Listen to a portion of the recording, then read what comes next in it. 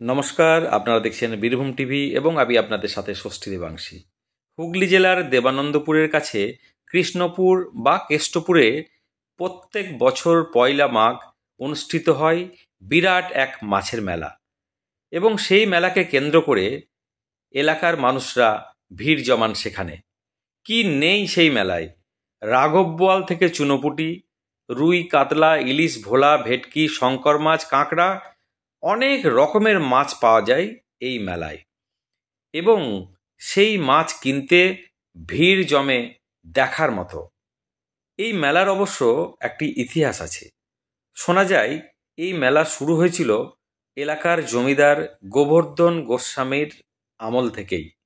তার ছেলে রঘুনাথ দাস গোস্বামী একসময় সন্ন্যাস গ্রহণের জন্য বাড়ি ছেড়ে বিভাগী হন এবং শ্রীচৈতন্যের লীলা পারিষদ নিত্যানন্দ মহাপ্রভুর কাছে সন্ন্যাসের আবেদন জানিয়ে সেই রঘুনাথ গোস্বামী দীর্ঘদিন পানিহাটিতে ছিলেন।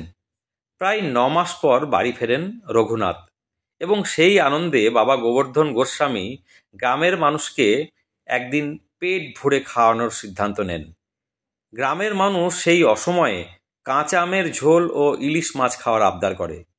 রঘুনাথ ভক্তদের বলেন যে পাশের আমবাগান থেকে জোড়া আম পেড়ে আনতে এবং পাশের জলাশয়ে জাল ফেলতে, এবং সেই জাল ফেলতেই দেখা যায় জালে ওঠে জোড়া ইলিশ এবং বাগানেও পাওয়া যায় আম। অবাক হয়ে যান গ্রামের মানুষ। সেই থেকে প্রত্যেক বছর এই মেলা অনুষ্ঠিত হয়ে আসছে। পয়লা মাঘ। কি কি মাছ এনেছেন? বড় গুড়জালি একটা 40 কিলো ওজনের, একটা কাতলা আছে 20 কিলো ওজনের, ভেটকি নিয়ে এসেছিলাম একটা 22 কিলো ওজনের, আর ছোট ভেটকি, নানা রকম মাছ নিয়ে এসেছি। আচ্ছা, কত বছর ধরে এখানে আসছেন? আমি এখানে মোটামুটি 10 বছর ধরে আসছি। কোথায় থেকে আসেন আপনারা? আমরা ব্যান্ডেল চক বাজার থেকে আসছি। এমনি আপনারা রেগুলার যেখানে বিক্রি করেন তার থেকে এখানকার কাস্টমাররা তো মেলার মুডে আছে, এখানে দাম দর কম করতে হয় বা মানুষ মোটামুটি ভালো মাছ দেখে কেনে দাম দর করে না? দাম দর করে, আমরা সেভাবেই দাম নিই। বছরে একদিনই মেলা, এটা নানা রকম মাছ দেখা যায়, সারা বছরে একবারই দেখা যায়।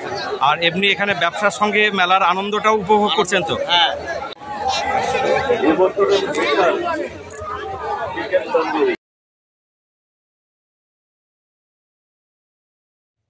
মেলায় শুধু কাঁচা মাছই নয়, মাছের বিভিন্ন লোভনীয় পদও বিক্রি হচ্ছে এই মেলায়।